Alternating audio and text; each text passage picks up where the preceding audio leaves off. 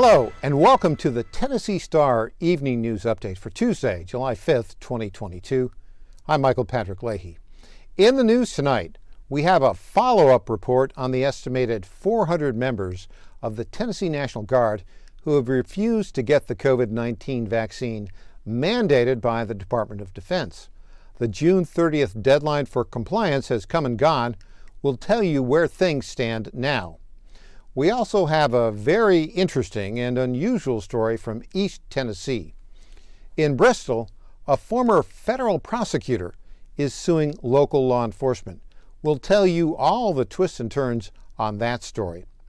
But in our lead story tonight, the Tennessee Supreme Court has yet to announce a process which its members will use to select the next Attorney General for the state. Current Attorney General Herb Slattery has said he will not serve another 8-year term and is set to leave office on August 31st. We'll be back with this and more after these messages. Williamson County is a unique and wonderful place. We've worked hard to get here. Our success was founded on conservative principles and common sense solutions. Gino Bolso and his wife Kathy chose our community over a quarter century ago for these reasons. Gino wants to represent us in Nashville. A rock-solid conservative, Gino will promote fiscal responsibility, common sense growth, and he will support law enforcement. Vote Gino, State Representative. Paid for by Bolso for State Representative Bob Weatherly, Treasurer. Welcome back. In our lead story tonight, the Tennessee State Supreme Court has yet to announce the process by which it will select the next Attorney General of the state of Tennessee. Tennessee is the only state in the Union that does not have either a direct election of the Attorney General or the appointment of the Attorney General by the governor with a confirmation by the state legislature. In a peculiarity of Tennessee, the state constitution, both the 1835 Constitution and the 1870 Constitution, state that the Attorney General of the state of Tennessee will be selected by the 5 members of the Tennessee Supreme Court. The Attorney General has an 8-year term. The current Attorney General, Herb Slattery, is coming to the end of his 8-year term, and he has announced that he will not be seeking a reappointment. That term ends on August 31st. And so now we have a process whereby, at least in the past, any eligible attorney in the state of Tennessee can apply for the job. Previously, in the last time this happened in 2014, the Tennessee Supreme Court narrowed the list of applicants to 8 and then held perfunctory public hearings about the qualifications of these Attorney General candidates, and then on September 15th of 2014 selected current Attorney General Herb Slattery. The problem with this process is, even at that time, it was criticized by former Lieutenant Governor Ron Ramsey as not exactly transparent. So far, the Supreme Court here has yet to announce the finalists, nor has it announced if there will be any hearings. Sources tell the Tennessee Star that members of the Tennessee General Assembly are eager to have robust public hearings and will hold them whether or not the Supreme Court holds hearings. They don't have a constitutional role, they have an advisory role. We'll have more on that as it develops, but so far, no candidates and no process announced by the Tennessee Supreme Court. We'll be back with more after this.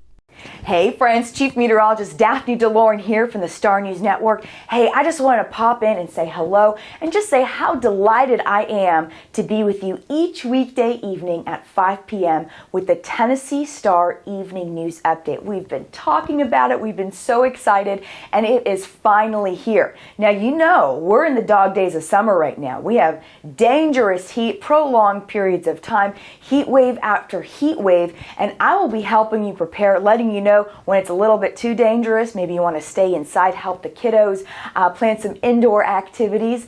Not only do we have dog days of summer, we kind of have it all here in Middle Tennessee. We have the heat waves, we have severe weather season, but severe weather can happen at any point throughout the year in Middle Tennessee. So I help you create a plan. Where's your safe place? Where's the greatest threats? Where do I expect the storms to hit? All of these things are really important to help keep you and your family safe, and I am committed to doing that. Not only do we have severe weather season, we also have the dog days of summer, and we also have winter storms. If you were here last winter, you know we just had winter storm after winter storm. So when is there going to be icy roads? How much snow I expect? All of that. I got you covered, my friends, and I'm so excited about it. Not only that, but I have you covered on fun, happening events across Middle Tennessee. We have a lot of those, not only during the week, but also on the weekend. And I love to share those, help you and your family plan what event to go to, what time, and all of those fun details. I got you covered, my friends, from rain to snow to sunshine to heat, and also just fun, happening events. I love it. All right, my friends, wishing you a wonderful day, and I'll see you soon. Welcome back. In an interesting and unusual story, a former federal prosecutor in East Tennessee is suing local law enforcement. Our own Neil W. McCabe, national political editor for the Tennessee Star, has this report. Attorney Katara Dahl was a special federal prosecutor working for the Justice Department's Eastern Tennessee District and funded by the Johnson City Police Department, tasked with rooting out violent and gang crime there. That ended after Dahl complained that the city's police department botched her arrest of a possible serial rapist and murderer named Robert Vaux in court documents. Michaela Evans told the Tennessee Star and the Star News Network she met Robert Vaux one night, the night she fell out of a window out of his fifth-story apartment. My friend standing outside of the garage, me peering in, I said, well, that looks fun, because they had a swing hanging from the ceiling and this girl was going around in circles. Evans said she met Vaux after she and a male friend went into the garage to check it out. I remember getting on a swing and he walked up behind me and put his hands on my back like this and pushed me did it 3 times, pushed me in a circle. And then I told him to stop, that I felt like I was getting sick. Her next memory is waking up in a hospital and her mother telling her she survived a 5-story fall, she said. I don't remember going up the elevator in the apartment or out the window. He says that he tried to catch me before he could even tell me that the window was open. Dahl opened an investigation into Evans' fall as a possible attempted homicide. When Johnson City Police executed a Dahl-initiated search warrant into Vaux's apartment, part of her probe into Evans' fall from Vaux's window, they found ammunition and a handwritten list with the names of 23 women under the word raped. Dahl secured an April 2021 sealed federal indictment on felon Vaux's illegal ammunition possession and an arrest warrant for Vaux, which she claims in her lawsuit against the city's police department was undermined by officers tipping off Vaux and delaying his arrest until he fled town. Then Johnson City Police Chief Carl Turner cut funding for Dahl's position, effectively ending her mission. Dahl's lawsuit named Turner and the city's police department as defendants as she seeks damages for violation of her rights to due process and free speech. Reporting for the Tennessee Star and the Star News Network, Neil W. McCabe, Washington. Thanks to Neil McCabe for that excellent report from East Tennessee. We'll keep you updated as things develop in that story.